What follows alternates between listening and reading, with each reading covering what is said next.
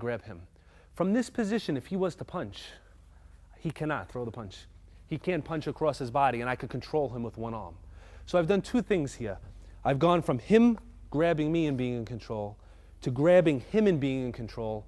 I'm controlling his opposite arm from the punching, and if he tries to kick, I can just pull down and control his weight that way. So he basically cannot hit me. What I've also done is I've allowed myself the opportunity to strike him with no chance of him blocking because I'm on his blind side, and this would be the arm that he would most likely use to protect this area. So we're going to turn it the other way for this one while we do it slow. So as he grabs, again, the danger is here. If he was to punch right away, we would block it. If he punches as we're stepping, this hand is actually stopping it. So we're going to step in at a 45-degree angle, roll it, and we're going to lock the arm. We're going to place our hands, just move back a little bit, on his shoulder, and we're going to let our fingers slip into the collarbone region, which on the Bob dummy, we can see right over to either these points or this point, one of these two. Basically, it just gives us a better grip, and it's going to control his body weight. So as we step in, we're here, we press down, and that kind of makes that happen. Now in this position, he cannot punch and he cannot kick because his weight's on his legs. Now that he has all his weight on his legs, we want to take his leg out from him, and we're going to knee him into the leg point. If this is done strong, he's going to fall to the ground, so we're going to just motion it because we want to finish with the technique. As he starts to go down, we're going to palm him to that point in the back of the head, coming right into there, knocking him out. Keep in mind, you have a very, very good chance that as you do this move and you come here, this alone is going to take him right down. But if he doesn't go down, he's perfectly set up for this point back here. All right, so let's show it a little bit smoother. He's here, we step, we press, we knee, we palm, shooting in. Always on the blind side, always controlling the arm, always keeping him in a position where he cannot hit you or block. All right, let's try it from the opposite side. Let's do it this angle. Okay, so maybe I'm walking, he's grabbed my arm, I turn in, press in, knee him, and hit.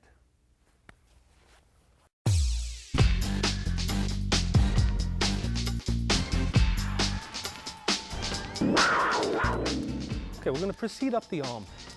We've done wrist grab, we've done opposite wrist grab. And again, that can be from the wrist to the elbow. Now we're going to work from the elbow to the shoulder region. So he could be just placing his hand on you, he could be grabbing your lapel, whatever. So as he comes in with the grab, we want to control him. The best way to control him and study the situation is to eagle claw the wrist points, which we covered in the first episode. We want to be on this point, and we squeeze it. From here, if he decides to pull his arm away, pull real hard. He can move my body, but he can't pull his arm away. So basically, I've attached him to me. What I've done here is I've eliminated this as a striking weapon. Now, most likely, if I grab him and start to hurt him here, he's going to punch me with the other hand. And that's why this hand is going to be right here to chop him into the lung 5 point that we covered earlier. So as I grab him here, if he punches, I'm going to chop him. If he doesn't punch, I'm going to continue to the same point on this arm, the same lung 5 point, and I'm going to take a small step backwards. What's going to happen here is the cross-extensor reflex action is going to kick in, making this arm fly backwards. I'm going to turn him sideways, put the weight on this leg, and expose his neck, just like that. He cannot kick me, he cannot hit me, he cannot block. From this position, I can continue with a controlling technique, but if I wanted to hurt him, I would take the same hand. I've chopped in, now I'm going to chop out, and I'm going to hit him to either this point or the point in the front, depending on how far he turns. We're going to use this one right now, and I'm going to turn him after. We're going to chop him into this point and follow up to the same exact point twice. So it's going to be like a 1-2 combination. So we're going to turn him this way. We're going to have him grab. If he should punch, we're going to deal with the punch by chopping out. When we block the punch, we're not really blocking. So when he punches, if you do this and he's got a strong punch, he's going to go through your arm and hit you. We are going in a straight line this way. So as he punches, we are chopping, and stopping his arm out. From here, we're going to step back, rolling the hand, like we covered, and chop the inside. We're going to put some weight on our legs so we have power. We've shifted back. Now we're going to shift in, either with an open hand or a closed fist. The result is the same. Strike in and just follow up the arm. By using his arm, I'm actually creating a track of where I want to hit. If I slide up his arm, I automatically end up in that spot. So even if I was fighting with him or defending against him and there was somebody else, I can use his arm as a guide to find where his neck is at all times. So I don't always have to be looking at it. So he's here, right? We deal with whatever punch is coming in, we stop it, we hit, and we palm. Now in a real situation, you don't have to wait. for this to come into here. All right, so what we're gonna do is as he grabs, we shoot right in. But again, in practice, if you do that with your partner, you have a very good chance of hitting him accidentally. So the best thing to do, if you notice the footwork, I stepped back, then I stepped in. And then I'll execute the chop slowly. But in real situation, you're actually gonna catch him coming into you. And whether you hit the right spot or not the first time is irrelevant, because you're gonna stun him here, and then you're gonna follow with that well-placed blow coming next. But if all goes well, you've locked the wrist points, you've chopped the arm here, so you've already hit him on 3 points. Now you come back on this point, which brings him down. Now you're hitting him here and then following up to the same point just in case. Now with the step backwards, even through the arm padding, we're gonna push and bring it down. If he punches and we step back and do this properly, this is gonna bring him down, allowing us to control him. So keep in mind that if you get really good at this, you're only gonna get to step 1 of the move. And then from here you could follow with, arm bars, whatever technique you like to do. So when you're doing a pressure point move or you're doing one of these self-defense techniques, don't skip past all of this. Don't go punch 1, 2, and then look for the headshots. Because really it's the mastery of the arm points that's gonna put you in position. And if you do it well, this and this are just backups in case you make a mistake. The arm alone is sufficient to control him and bring him down.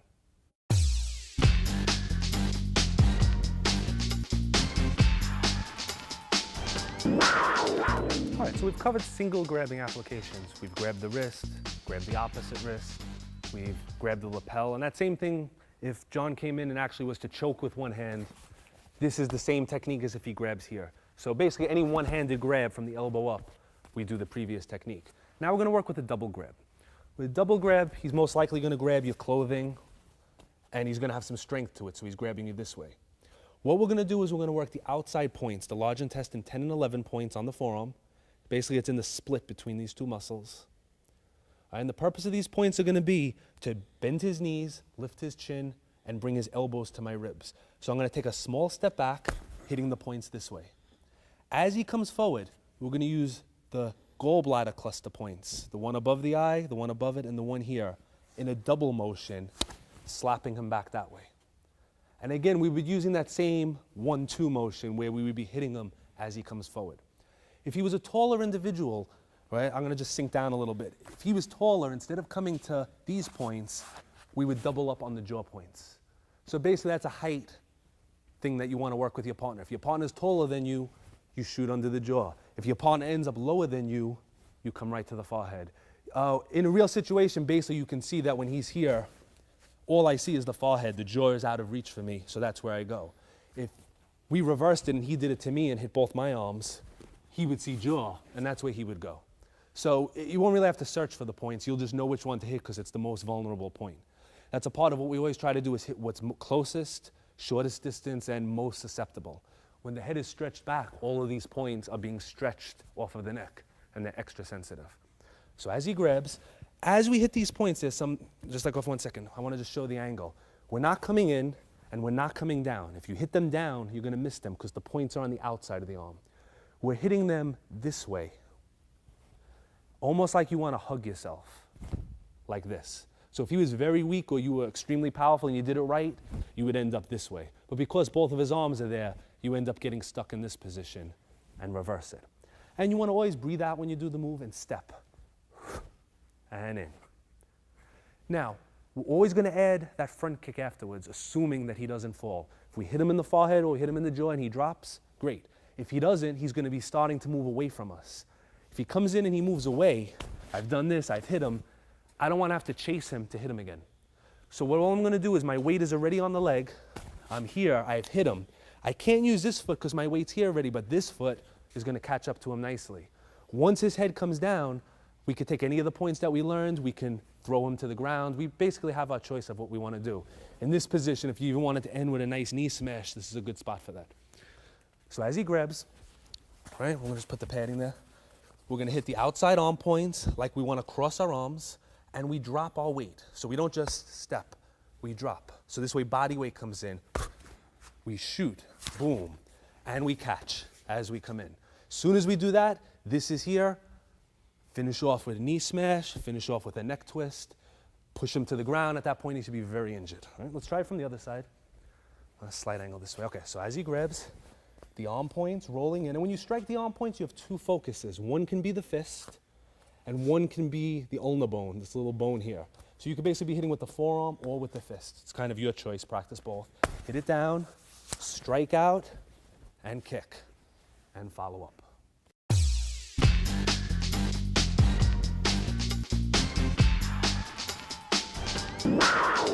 Okay, we're gonna continue now with choking. Choking is a lot more dangerous than grabbing. The main reason being is if your partner chokes you in practice, this doesn't feel like all that much because he's not choking you, but if he digs in, it's very uncomfortable. When that happens, your mind is gonna change. You're gonna start to get nervous and you're gonna start panicking. What we wanna do is we wanna prevent that from happening. So as soon as he starts to choke, basically the same area he's putting pressure on, you're gonna put pressure on. We're gonna use the fingertips, we're gonna poke right into that area. So as he chokes with both hands, one arm's gonna come up to his arm to control. We're not gonna grab yet. This is gonna poke in, which makes him move away. What that did was left this hand open and he went from this distance to this distance.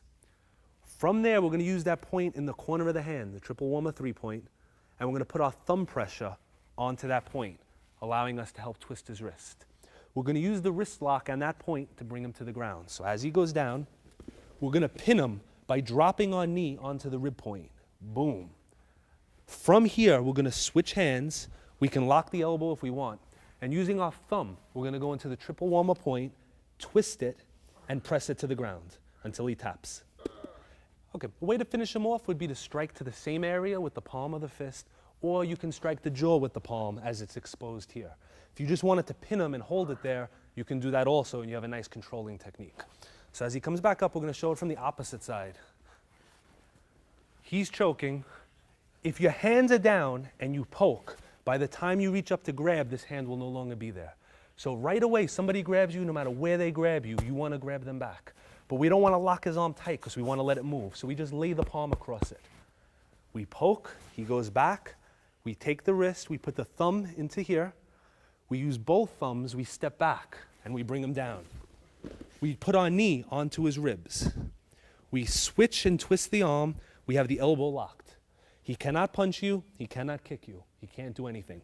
Now he starts to struggle, we use our thumb, we put it behind the jaw, and we pin his head to the ground. If his head doesn't touch the ground and you're here, he can wiggle out.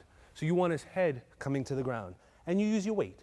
And if you want to finish him, palm into that point, back to front 45 degrees, or if his head is up and you never did that point, palm right into the jaw that way. Okay, we're gonna show it from the back angle. This way you can catch some of the finer points maybe you missed from one of the other angles. So he's gonna choke, poke, spin him down, kneel. Switch hands and roll so the elbow's on your knee.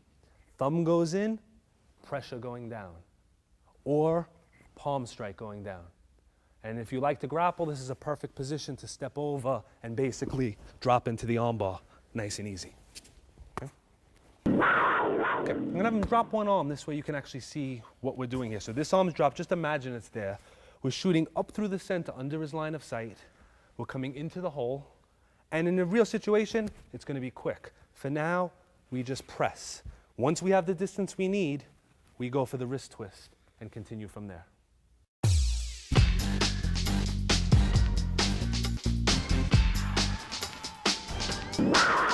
Okay, we're gonna work from a side choking hold. The side choking hold is basically somebody has you down this way and they're cranking on your neck. It's uncomfortable, but to actually pass out from a hold like that is almost impossible. Basically, in order for a choke to be effective, both sides of the neck need to be constricted. So if we have him in a choking position this way, this arm chokes this side, this arm chokes that side, immediately he's gonna tap. If we have him in a side headlock, we're really only putting pressure on one side. So while it's uncomfortable, you still have time to think and time to react. What we wanna do, a lot of times the choke is on and people will see, hey, I could punch him in the groin area. In a sense, that's a bad tactic because if he's leaning forward and applying pressure and you hit him here, which way is he gonna go? He's gonna go forward more and squeeze you harder. And the worst thing that could happen is if he falls to his knees and takes you to the ground with him. So what we're looking to do is get him from this position to this position. And the way we're gonna do that is we're gonna strike the leg point right where the fingertip comes down, gallbladder 31. We're gonna punch this one either with a fist or with our foreknuckles. And we're gonna strike the kidney point, gallbladder 25, at the same time. Both of those points when struck cause his body to straighten out. Once his body straightens out and his head comes up, we're going to apply fingertip pressure, rubbing on this point to stretch out his center line.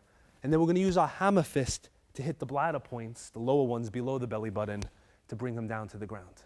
So it's going to look something like this. We're going to show it from this angle, then we'll turn so you get the fine points. As he grabs, you turn your chin in. By doing that, you relieve some of the pressure. You're going to find his knee, you find the side point. This point's going to form this hand, and we're going to hit it. Once that happens, you're pretty much out. Now you want to keep him from re-grabbing you. We're going to reach over and press. Now that he's all stretched, this is going to come in and drop him down to the ground.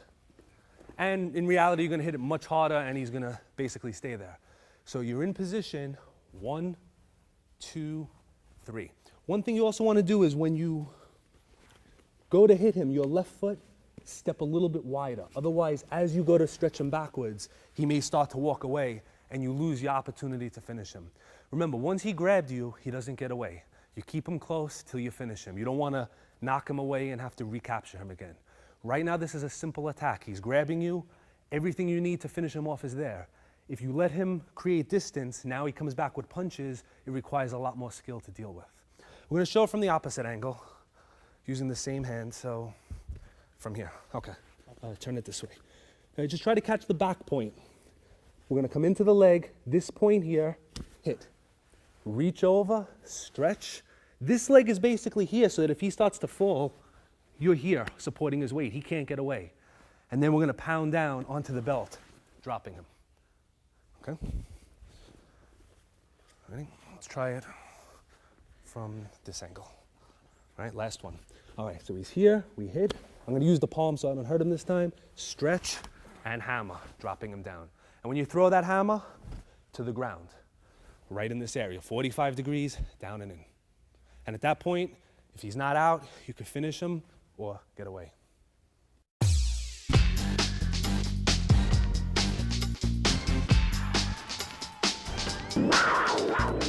Okay, we're going to deal with the rear headlock. The rear headlock is somebody is behind you.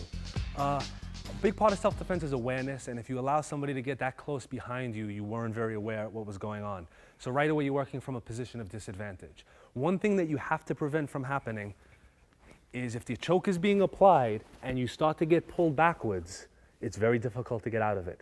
So basically, as soon as he goes to apply the choke, we want to drop our weight to prevent from being pulled backwards. So now he has the choke, but he can't bring me to this position where my body can't function.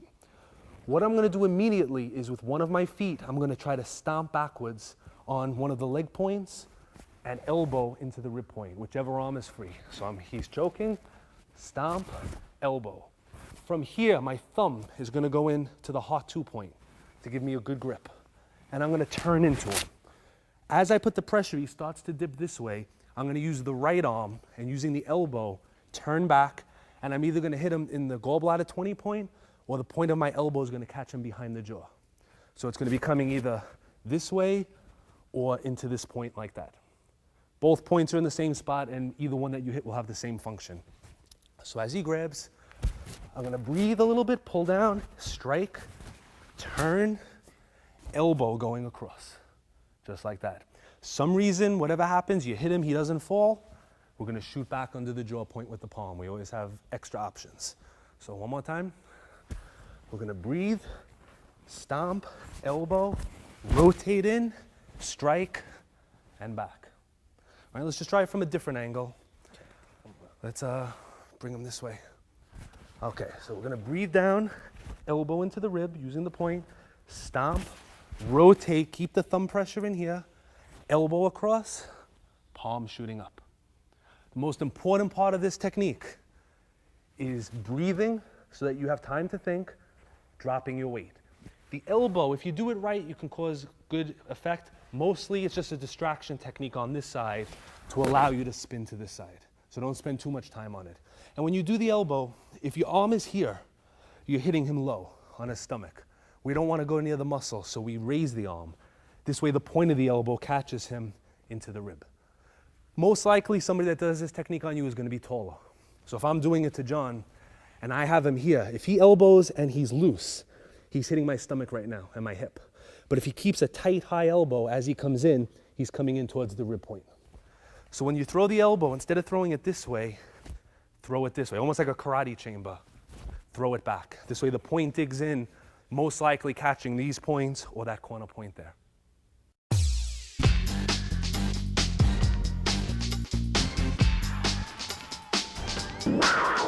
Okay, what we're going to cover now, we went from the basic grabs, basic strangling techniques. We're going to do double arm grabs like bear hugs and rear bear hugs. First one we're going to do is a common attack in women's self-defense situation where a person's going to come up and grab under the arms and squeeze nice and tight. Right now we're very close. He's got a lot of strength. If you try to striking maneuver, you might not get the right leverage that you need. So we need to create some distance and put a little pain into him. We're going to come to this point here, Governor Vessel 26. We're going to rub, which sets him back. As soon as he sets back, if you'll notice, I've pinched this arm. So I don't want him going too far back. I'm controlling him. So as he grabs, we bring him back and we pinch. Immediately, we palm to the jaw. After the strike, we're going to hold. We're going to step through, and if this was a real situation, I'd want to dig my heel into the bladder points on the calf, 56, 57, 58, right at the top of the calf muscle. That would paralyze the calf muscle. For practice, we're just going to go through. So he's going to grab, we rub the point, we strike right away. We lock here, we lock the arm. We step, we bring him down. From this position, I'm applying pressure to that rub point on the back of the arm. So right from here, if I just rub my arm, I have the lock. I let the knee drop in, right, either on the kidney points or the liver point, and I apply the lock, and I have him controlled here. At any point, I could finish with a strike to the rib points or to the head of the neck points. So what we're using, we're releasing with this point, we're trapping the arm, we're striking the jaw point, we're taking him down, and we're using the top of the calf point, either this one or this one, digging in with the heel, and then we're rubbing the back of the arm point 1 inch above the elbow to get the submission. And if we finish with a strike, it could be to the jaw or to the ribs. So one more time, he's going to grab, release, hit. Step, lock the arm, rub, and the knee is in, and you have him down. Let's catch it from another side. This way you can watch the trapping better. He grabs, he's arching your back, rub, hit. This is going to pinch. So you don't grab it, you just pinch it under your armpit. You step behind, we would be kicking with the heel, but we're not going to do that because we don't want to hurt him, so we're going to go through. Drop him, we go down with him. If you stood straight and held the arm would break before he hit the floor. From here, I grab with my other hand, and I rotate my wrist to give me the rubbing effect, this way, and we have him there. From here, any type of resistance, we follow up here, follow up under the cheekbone. We could even trap him the same way as we did before, strike to the ribs. Basically, any of the points that we've done so far. Okay, let's come back up. All right, we're gonna go to a similar attack, but this time, instead of him being in front, he's gonna grab from a rear position, trying to maybe pick you up and drag you away or whatever he's doing. We're gonna use the point in the back of the hand, the triple warmer 3-point, and we're gonna use that to break his grip. So as he's squeezing, we can't break his grip. We're gonna take our middle knuckle and dig in. And you see, he wants to let go. What he also gives us is fingers. We're gonna turn our hand over and grab the fingers like we're shaking his hand. We're gonna turn to him, and let's just turn this way a little bit. This is gonna keep pressure on the inside of the arm. This is gonna press, and we're gonna bring him to here. All right, once we have him in this position, and we're gonna turn and show the point, we're gonna hit behind the jaw with our punching motion from back to front, finishing him that way. So what we're gonna do is we're gonna do it from this angle. This way we could catch the jaw point. We're gonna lock into this point. We're gonna take the fingers. We're gonna press down and we're gonna pull this in, bringing him down to his knees. We're gonna step around and we're gonna punch behind the jaw from back to front. All right, we're gonna just show it from another angle. We're gonna dig the knuckle in.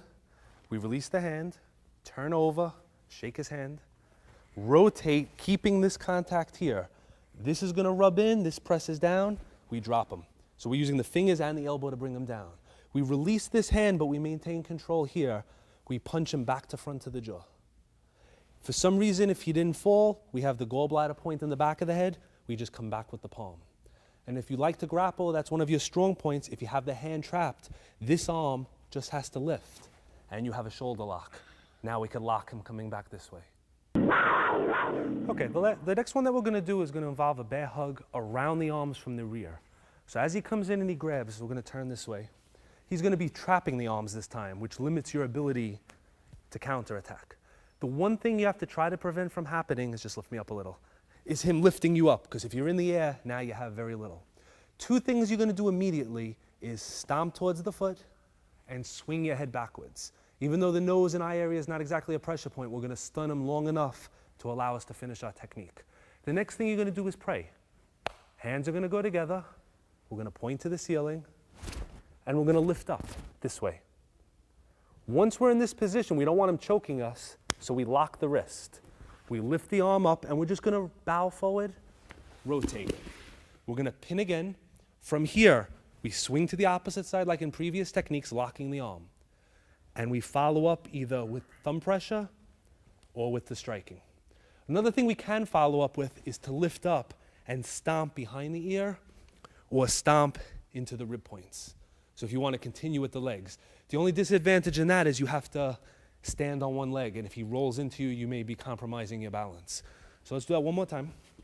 We'll show it from the same angle, because, all right, as he grabs, stomp, headbutt back, drop down and pray, make sure you drop low, grab, roll him, pin.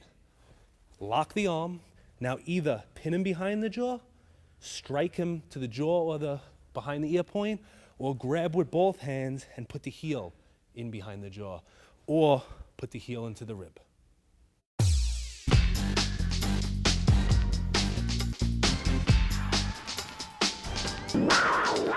Okay, the last thing we're going to cover is some basic pushes. When we go into the moving attacks, we're going to learn how to avoid them entirely. But at a beginning level, or with reflexes not being as good, a lot of times the person's going to push you and they're going to make contact before you have a chance to knock the arm away. What they're trying to do is, as the push comes in, they want to knock you off balance so that they could come in and punch you with the other hand. That's pretty much the idea behind pushing, is to set the distance, keep you back on your heels, take your balance. Now, what helps him do that is, as he pushes, the tendency is to resist. As I resist, it gives him something more to push off of, and he really throws you off balance. So what we want to do is basically the simple judo concept is, when he pushes, we're going to pull. So as he comes in with the push, we're just going to let it go. So now what actually happens is, he thinks you're there, and when you pull away, he loses balance. Now, as he does that, the other hand is going to shoot up and strike him to the gallbladder 20 point, using either the thumb knuckle or the wrist bone straight in behind the head. So he comes in, he pushes, rotate. The third thing we're going to do, we're going to show this from the opposite angle, is trap the arm. So as he pushes, we're going to trap the arm, hopefully setting up points on the arm. You don't have to be specific on it. And this shoots in. So as he pushes, you relax, he pushes, trap and hit. Right from here now, you've hit him here, this arm is done, we're going to slide up and strike right into the jaw. So this will bring him forward to you. Hopefully it'll knock him out. If it doesn't, this is going to come up and finish him. And again, we're using the arm like a railroad track to find the jaw point. So you don't even have to look, and you're automatically going to be there. So he pushes, hit, slide up into the jaw point. Okay, the next one we're going to cover is the double push. Again, on the next series of videos, what we're going to do is, when it comes in, we're going to look to avoid it. We don't want anybody touching us. But if he actually does make contact, we have a technique that can peel the arms off and put him in a position of advantage for us. So again, as he comes in with the push, the idea is to knock you off balance and then come in with a punch. So what we want to do is, if he's pushing us, we want to trap his arm and pull him. So he wants to move me backwards, that's great. I'm going to bring him with me. Now, after I take my first step, I'm going to step to catch my balance. My next step, I'm going to be putting him in a double shoulder lock, which has a very good chance of dislocating both shoulders. So we're going to do it slow, bringing him down. I've also spread him out and exposed his entire central region. The two targets I'm going to pick are either going to be the solar plexus up and in towards the heart, or the bladder points. And we're going to throw the kick in, either here or to the solar plexus. We're going to drop. We still have the arms. Hopefully he's fallen by now, but if he hasn't, the next best thing is his head. We're very slowly going to twist and bring him over down to the ground. You do it quick, he's going to go over. With this technique, be extra careful. Anytime you're working with the neck, a little too much, and you can cause an injury or a whiplash. All right, so as he pushes, trap, step, twist. Kick, and twist. And we're going to finish just like that. So you're here, trap, step to catch your balance, bring him down, kick to the center, holding him there, and finish with the neck in the center. Just like you're turning a steering wheel. Turn it over. So it's going to show it one more time. He pushes, bring him down, kick, twist.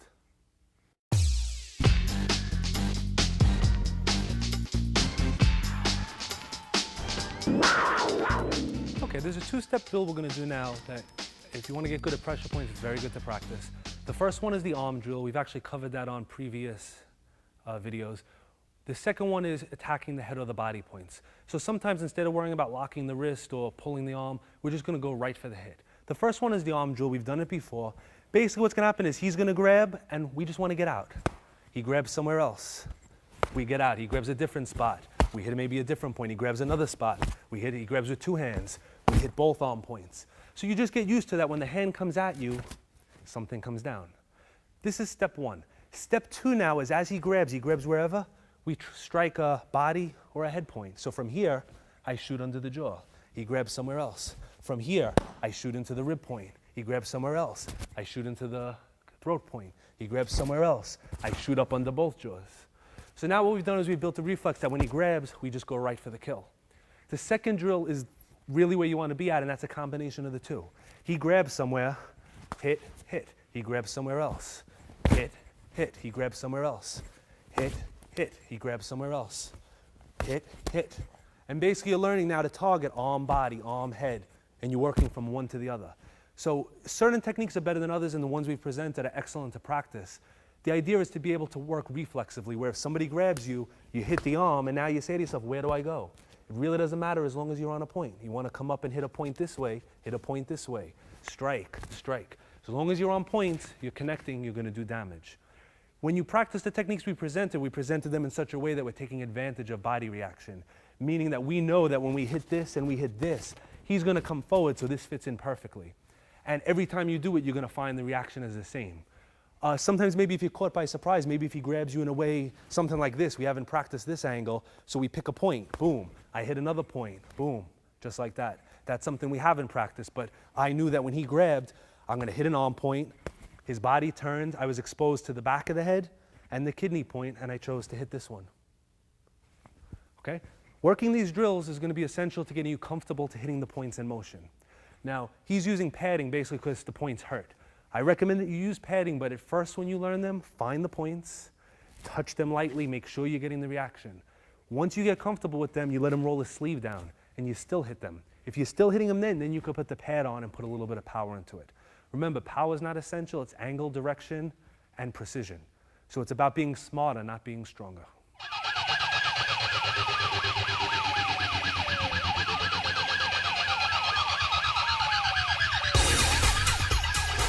We're going to be demonstrating one of our instant knockout shots. Where we're going to be targeting is the stomach 9 point in the side of the neck.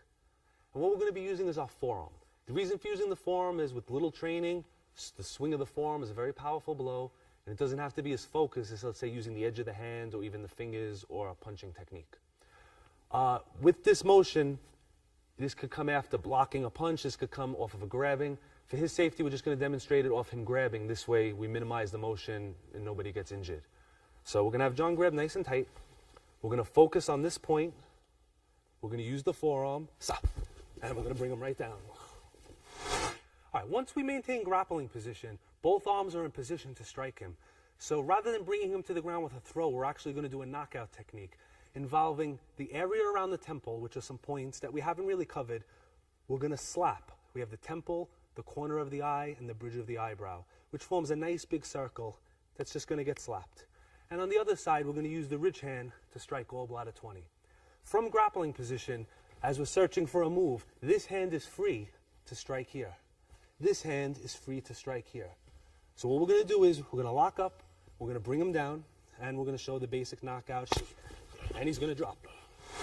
Okay, the last point on the shoulder region is exactly at the apex of the trapezius muscle. So basically we divide his neck and his shoulder in half this way, and we divide it in half this way. And this is where we're going. And we could actually press it and get some effect. Because this is a big muscle, the muscle actually protects it and the point lies underneath it. So generally we want to strike it inward this way or using our forearm. If he was coming forward like to shoot to do the takedown, we would actually use our forearms on this point to stop him. Because of the angle, we may not knock him out, but what we'll do is stop his motion, which will allow us to set up something else. What we're going to do is just show this point the effect of it. We're going to have him throw a punch, we're going to block it, and we're just going to put some downward pressure. And the thing to watch for is his legs. Watch where his legs go. So as he comes in, we come down, and we drop him down. Okay, as previously explained, the more pressure points you hit, the more damage that you do. So if he were to grab me in a real situation, I would be using one of the arm points, one of the body points, or one of the leg points before I came to the jaw point. What that would do is it would make it actually weaker. But what I want to actually just show you is how, with no setup at all, this one point becomes very sensitive. So as he grabs, we're just going to come from this position. I'm going to go slow so I don't injure him. We're going to come up in the up and out direction. I'm going to have him bite down real tight so he doesn't hurt his teeth. All right, so we're going to look straight. He's grabbing. We're not going to use a setup. We're going to come in, and it's going to bring him down. We sit him up. We have a special revival that we use to wake him back up a little. All right.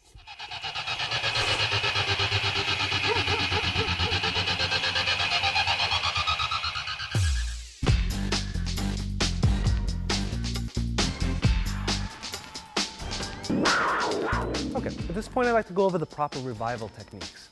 The purpose of the revival techniques is to wake your partner up if you do a knockout, but most importantly it's to make sure that he doesn't have any adverse effects. What can generally happen if you knock somebody out, they will wake up on their own, they won't just stay asleep forever, but when they wake up they're going to have headaches, their stomach's going to hurt, they're just going to feel almost like they have a hangover. With the proper revival, you're restoring energy, basically that you took away with the strike, and you eliminate that effect. The first type of revival is what we call arm revival. Basically, any of the arm points that we strike. When you strike it, what we're going to do is we're going to actually stop energy to that point. So we hit it, the arm goes to sleep. Now, he's feeling a pulsing right now. That hurts. The way we wake it up is we hit the exact same point with an open palm with approximately half the power with a slap. And then we massage the area. And we repeat that. Slap and massage it. And after you do that, he should have full use of his hand again. So the arm revival is basically simple. Whatever you hit it again, but you hit it with half the force, and instead of hitting it with a focused area, we hit it with a flat palm, and we just massage the area. Flat palm, massage the area. And that'll bring your partner's arm back. This way, when you're training, you hit those points, you can practice it more than once. As far as the head, the neck, the body, we do a technique like we did. We strike, he falls down. All right, he'll tend to just be laying down, basically. The first thing we want to do is we want to sit him up. So we grab him by the head. Okay, now if he's really out, he won't fold his own legs, so you're going to fold his legs. We want to keep our knee in the base of his spine. We want to keep our hand on his head. Now if we struck him on this side, we want to revive on this side. If we struck him on this side, we revive on this side. Where we're going to be reviving is right next to the spinal cord. There's something called the bladder meridian. I'm going to show it on myself actually. Not over here, a little bit over, right in this line. This is called the wake-up nerve. Similar to the arm points, we're going to slap it and massage. Slap it and massage. At this point, he should be awake. He may still feel groggy, so what we're going to do is we're going to take our thumb and forefinger, we're going to place it at the base of his back with the spine running in the center, and we're going to run our hand up his spine a couple of times. In Chinese medicine, they say all energy in the body is stored in the kidney region. And when you do this, according to the theory, you're bringing the energy back up into the head. Medically, most likely, you're just stimulating the nerves that go into the neck and head area, and it's waking him up. But either way, the function is what matters, not what causes it. After you finish that, to restore more energy, we're going to start with the hands. Again, in acupuncture and Chinese medicine, each finger controls a different part of the body. So for example, the pinky finger is considered the heart. The ring finger is considered what they call the pericardium. The index finger is the large intestine. So what you're going to do is you're going to pinch, starting at the pinky finger, and pull. Pinch, pull. You should feel like a popping sensation. If anybody ever got a Chinese massage before, this is what they do. They massage the points. They pop the fingers. And what that does is it wakes up and stimulates all of the nerves. And that covers the revivals. Okay, and remember, when in doubt, practice slowly. If at all possible, try to practice under an instructor with the proper guidance. If you can, if you're working out at home, you're working with somebody, everything nice and slow. Do the minimum you need to do to cause an effect. Once they let go of you, once they move back a little bit, that's all that's necessary. You know the technique's not going to work. If you want to work on your power, there's target work. You could practice with the Bob dummy, is excellent to work on the points.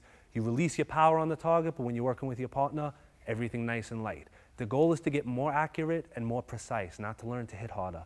So as you get better with a point, instead of having to swing, maybe start an inch from the point and try to touch it and make them let go. If you're only moving an inch and they're letting go, when you release your power into it, you're going to be a lot more effective. And you're also going to be easier on your partner, which will allow you to get more training time in. So always be nice to your partner, because without him, you cannot train.